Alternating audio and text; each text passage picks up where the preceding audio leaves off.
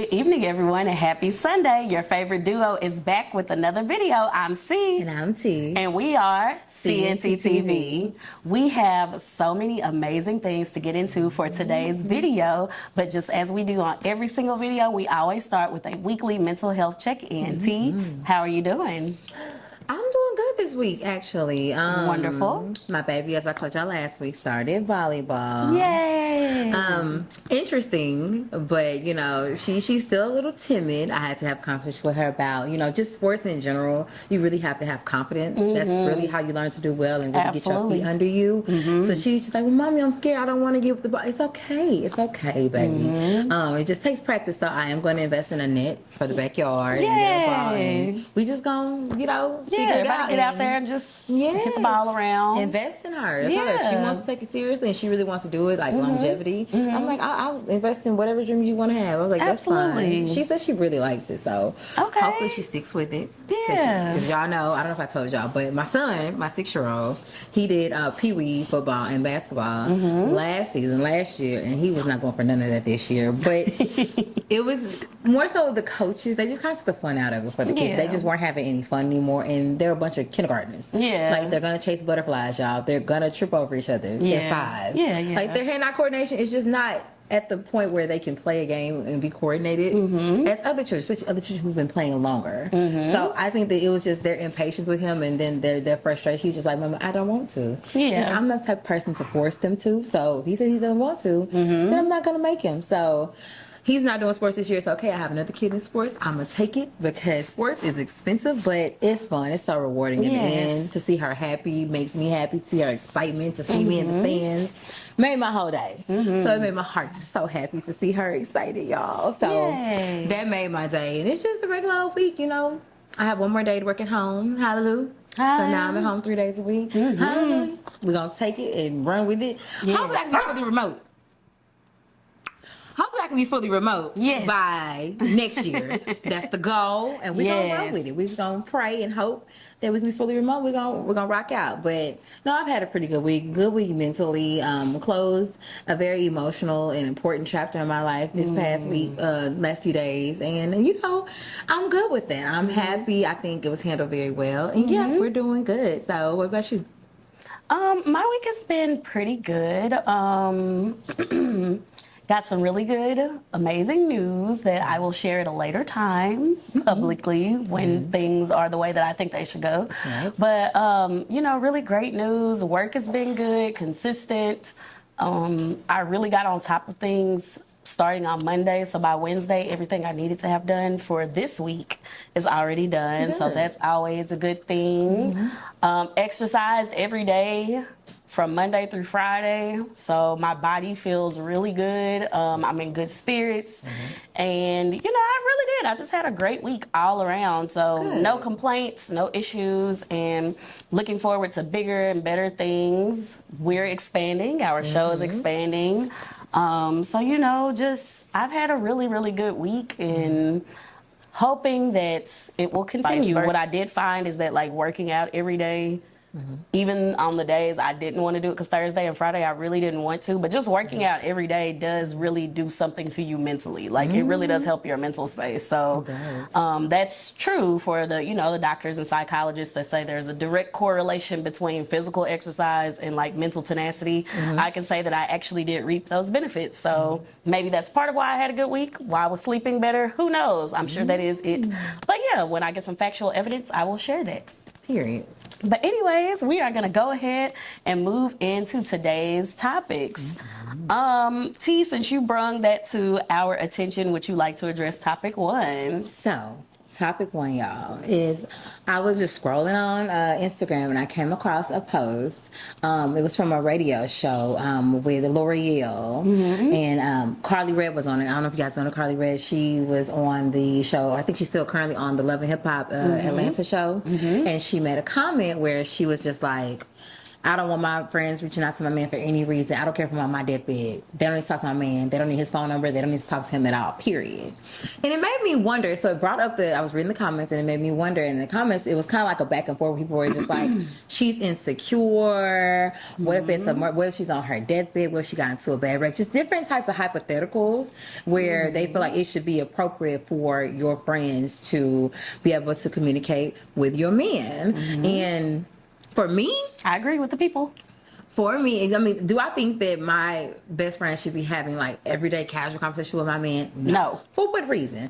Now, the reason why I wouldn't, right, because then that gives a little suspicious. Because why? What was the reason? What's the reason? Like, why do you talk to him every day? Like, if you need to ask him something, ask me, and I'll ask him. You know what I'm saying? Yes. Now, on the flip side, I feel like, let's say your man wants to surprise you on like a birthday or, you know, hey, do you know a list of her favorite, you know, I'm trying to put something together for her or an engagement or whatever. In that situation, it's like, yeah, that's cool. But even a girl in the comments, she was like, well, even if that, he could DM her about that. He don't need to call her on her phone.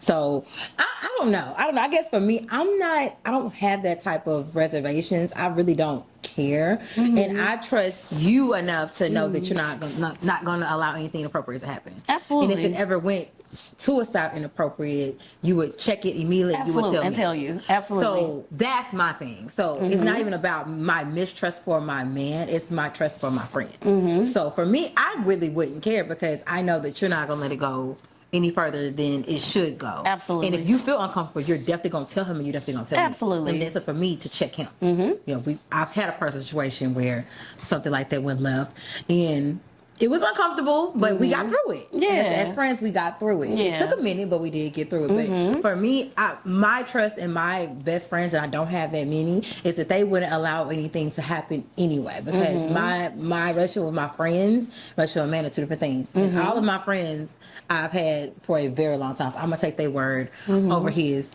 Normally, anyway, you know, that is like undeniable evidence that it was her. I'm gonna believe that it was him being the inappropriate one. But again, I'm gonna trust my friends to not even play with me like that. And my friends know I don't play like that.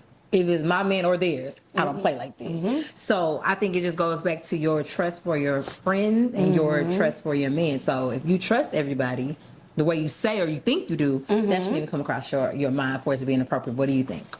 Absolutely. I agree with you. I can see Carly has, from what we've seen on Love and Hip Hop, which we don't know if it's real life or not, Carly has gotten done wrong several times. And by people who are supposed to be close to her, she has gotten done wrong.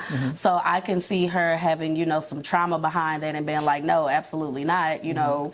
If it comes to me and my man, don't you hit up my man for nothing. Like, just let whatever be, leave him alone. But I think that comes from a traumatic place because she wasn't like that at first. It took things to happen to her for her to get that way. If it came to me, I don't care. Like, I'm the same with you. I don't feel like anything weird is going to happen. Do I think that you and my man should be friends? No, because that's weird. Like, I don't think y'all should be friends, but you can be friendly. Like, y'all can get along with each other. Y'all can, you know, be copacetic with one another.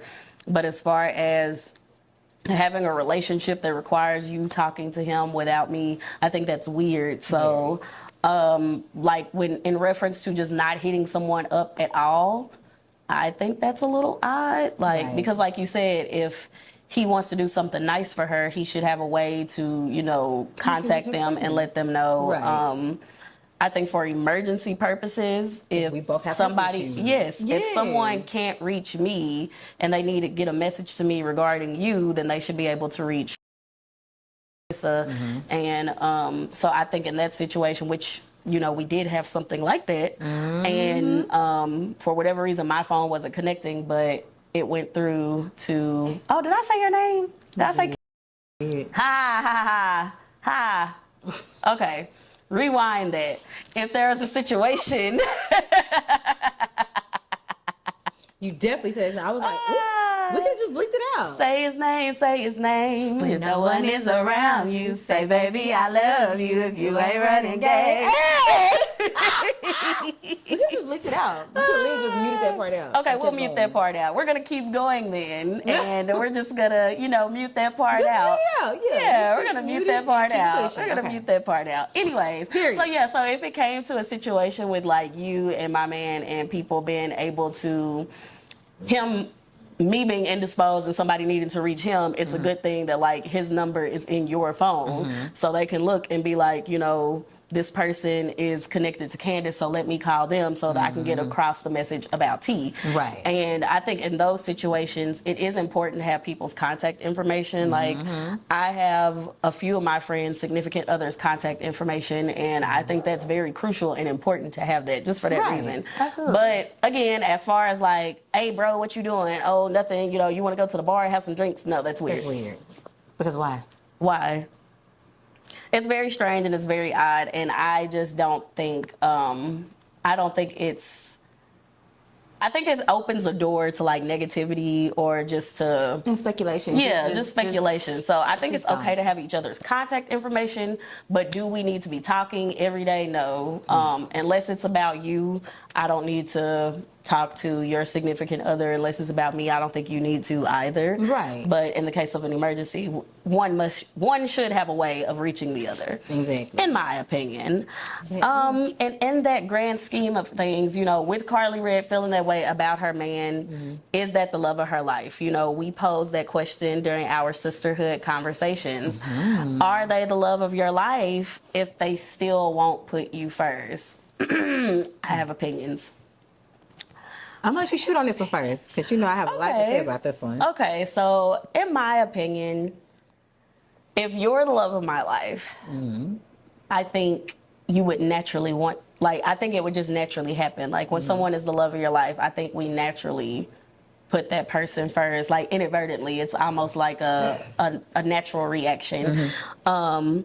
So I think some people are unaware of what that actually means, like the deepness that goes into true love, especially people that have never experienced it. Because we're dealing with a lot of people who have never experienced real love, and they're giving the best that they have, but the best that they have still kind of falls short. Right. Which I guess that would pose another question. If they're falling short in giving love, are they the love of your life as well?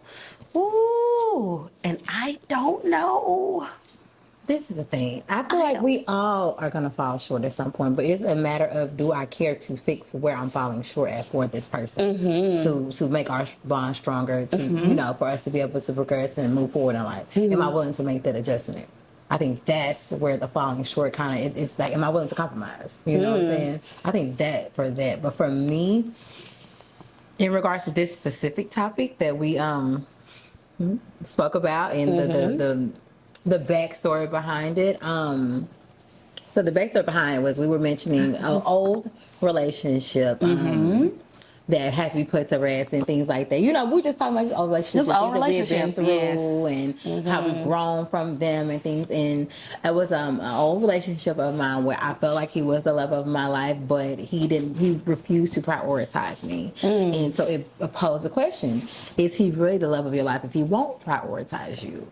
And I had to sit back like, that's a great question, because him being the love of my life did not necessarily mean that I was the love of his, And people throw around the word love a lot, forgetting that love is an action word. Absolutely. It's not just me telling you I love you. How do I show you that I love you? What am I putting behind that for you to know from me that I love you? Without a question. And people say, oh, I love you unconditionally. Love is always going to be with conditions. I don't care what anybody says.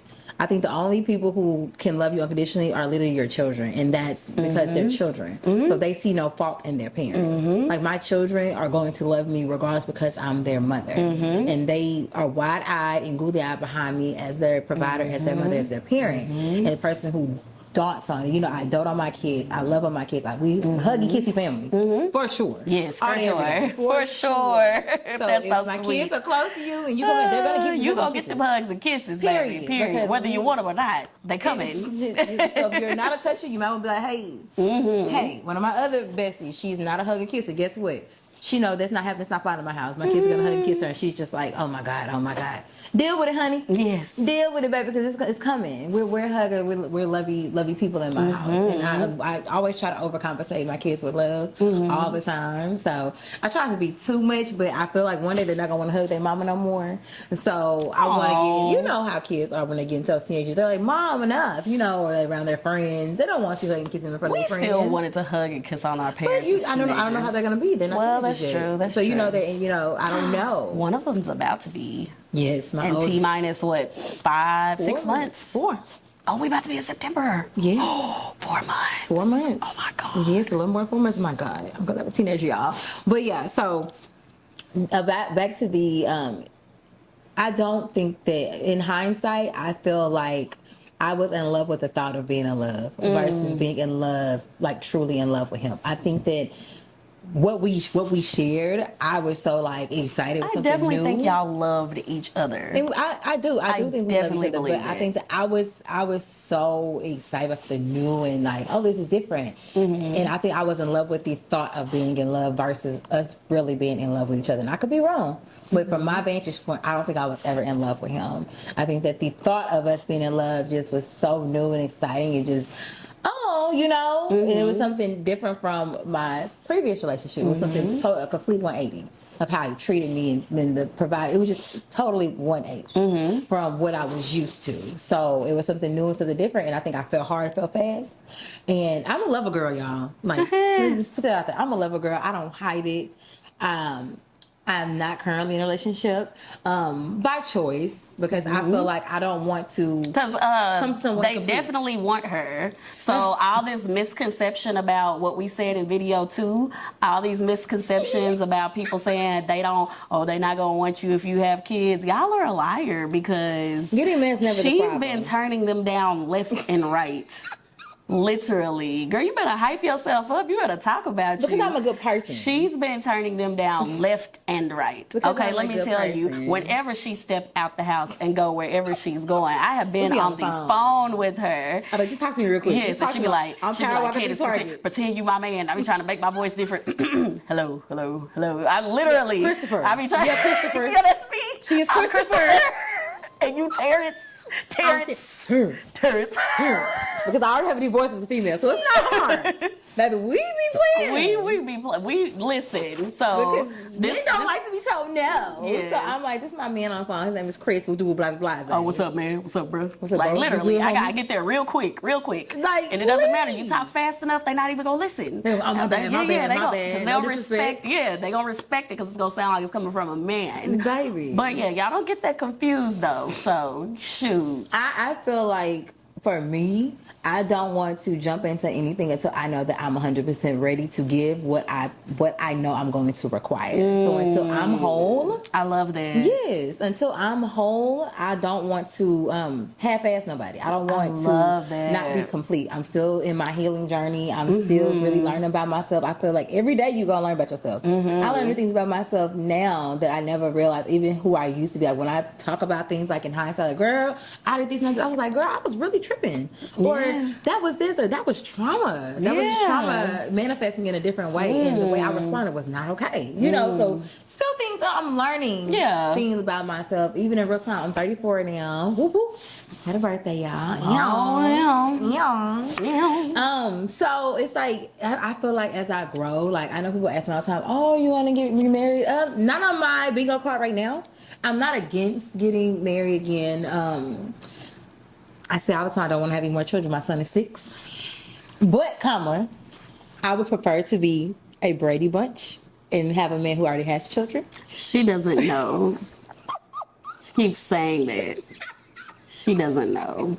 I would prefer to be a Brady Bunch and him already come with his, we just blend. But, if my husband, not my boyfriend, not my baby daddy, not my fiance, if my husband wants to have a child, I will give him one with a smile on my face. See, look at that. That's beautiful. You gotta be a hell of a man for me to want to get married again. Look at Right now, that. the answer is no. That's beautiful. The answer is no. But I might. My mom tells me all the time, never say never. She's like, you're still young. You're a baby. My mother always calls me a baby. I'm her youngest, so I'm always going to be a baby. Yeah, I was going to be her baby. Yes, absolutely. But, you know, if it happens one day, it happens. Today, I don't know. But the door is open. It's not slammed shut. It's not locked or bolted. It's just, it's cracked. Yeah. It's cracked. And I'm going to take that cracked door and we just going to keep working on self. Because I really think that would be selfish of me to jump into something knowing that I'm incapable of giving my whole self to it. Yeah. I don't want to have that. And I do come with children, and that's a challenge, and everyone can't deal with that. And if you cannot deal with a woman with children, I'm not the woman for you. So there's just a lot of things that I know I have deal breakers that I'm just not going to fold on. And I think because I didn't have boundaries before, that I'm not folding on them now. Talk about it. So talk about it. Because I did not have boundaries before, and I used to just kind of get ran over. I'm gonna be honest about it. I didn't have boundaries. I didn't want to set boundaries because I felt like creating a boundary. We thought love had no boundaries, which was insane. We were foolish because that's what we grew up being told. Girl. Oh, when you love somebody, the Bible says that man was cheating on me, and clear. Yes. Oh, well, he married to you, ma'am. Why do I care about the vows if they're not respected, honey? Exactly. And then, like, the same people will wait until that person is, like, old and gray and act like Helen and Charles from Why Did I Get Married? And then that's when they want to get their revenge. I'm too young for that, baby. I'm too young. And why hold a grudge that long? And I'm not trying to age like spoiled milk. No, ma'am. We're not. No, ma'am. I'm not trying to age like the Palm Brigade. I'm not going to do it. No. No, I'm going to keep this youth going. Yes, I'm going to live absolutely. this life fruitfully. We don't know when we're going to die. And I refuse to live it unhappy. Hello. Absolutely. Next caller, clock that T. I'm not doing that. Period. Not doing that. Too young and too turned for that, baby. Not me. But in the meantime, Timber is working on being whole. So until I'm whole, I'm not even going to embark on a relationship. And he cannot come to me half-assed. I need you to be whole too. So do your work. So my husband's out there. I may have met him already. He might be in my back pocket. I don't know. But until God and my spirit and myself say he's my husband, we're going to keep on working on ourselves and becoming a better version of self so that when I am ready to be a wife again, I'll be prepared and it will be a smooth. It's not always going to be smooth, but it will be less turmoil than if I was to jump into something right now. I'm still on my own healing journeys. Absolutely. Yeah, so that's what we at with it. But yeah, Carly is a fool. For that one. Period. She is fool. Absolutely. Yeah, she definitely is, just circling back to that, which, in the midst of our sisterhood conversations, we did talk about, like, are you able to truly be with someone and not be with them? So I work with a few amazing educators and I've met some amazing like coaches and friends and different male colleagues over the years, and I've had one in particular that you and I both talked about that has candidly been like, men, these were his words, not mine. He said that men get married to, hold on guys, because this vibration is going to bother me. Okay, had to turn the phone off. Yeah, he said that men get married to the woman that they're with at the time that they want to get married, not necessarily the woman that they love. And he further explained like, hey, I had been with her for a long time. She started asking me questions, asking, what are we doing? What are we doing? And he was like, I felt like I was at the age where I had to go ahead and get married. Like, I just felt like I had to get married. And because I felt like I had to get married, I married her. And, now we've been together too long. So it would just be too much to like separate and get away from this person, which I feel like is a complete disservice. I feel like it's a disservice to both of them, but Absolutely. I really feel like it's a disservice to her because who knows what she thinks? Like, who knows? And, as women in our brains, we feel like, oh, this is great. He chose to be with me and he chose this, this, and this. And this is a wonderful thing to have. But like deep down inside, this gentleman is feeling like, I got with her because I was at the age where I needed to be married. And he felt like he was in his 20s getting closer to his 30s, and he felt like it would look crazy to still be 30 dating the same person from when you were like 20 and never marrying them. And society, societal issues. I understand it entirely, but And I can't do it. No, I couldn't either. And that essence of, I feel like that does suck because you can be with a person physically and mentally not be with them at all. And we know that. And I was just about to say that. And we know that all too well to where we were literally in miserable. What is that called? In a covenant. You know, they say marriage, but I'm gonna say covenant because covenant sounds so much stronger. Literally in covenant with people who we knew in our hearts, okay, the vision of this that I saw for myself is not it. Right. This is not it. So I should move on, but then we were surrounded by people that were telling us, well, every day you still have to wake up and choose that person no matter what they do to you. And I'm just like, no disrespect to any of our elders. Guys, that is how trauma breeds more trauma and carries down generationally.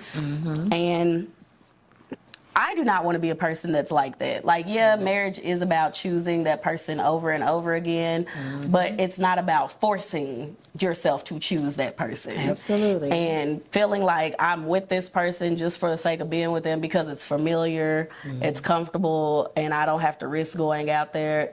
I feel like it's more damaging, you know, to the other party. It'll cause you to resent them. Yes. Over time, you will start to resent them. And we know people that are in marriages like that to where the other person is almost like they hate their spouse. And they do things deliberately time after time after time to punish their spouse. Right.